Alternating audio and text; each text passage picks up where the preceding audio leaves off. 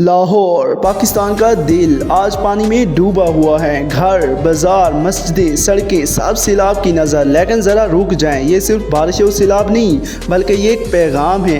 कुरान कहता है कि ज़मीन पर हर आने वाली आफत के पीछे एक राज होता है।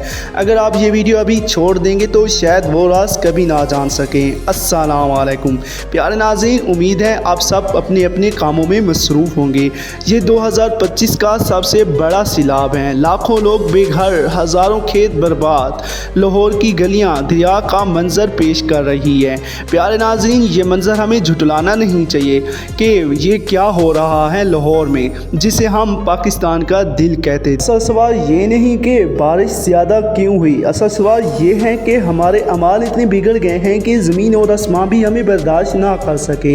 ये सिर्फ पानी नहीं है, ये हमारी कोताहियों का नतीजा है। कुरान में अल्लाह फरमाता है, खुश्की और तरी में फसाद ज़हर हो गया है इंसानों के अपने हाथों की वजह से। नाज़रीन, कौम नूह, कौम आद और कौम समूद ने भी यही कहा था कि ये सब एक इत्तेफाक हैं, लेकिन फिर वो ज़मीन से मिटा दिए गए। अगर हम भी यही सोचते रहें कि ये सब एक हादसा है तो क्या हमारा अंजाम भी मुख्तलिफ होगा। प्यारे नाज़रीन, करप्शन, नाइंसाफ़ी, बेहयाई, झूठ और सूद, ये सब कुछ हम रोज़ करते हैं और समझते हैं कि कोई हिसाब भी नहीं होगा।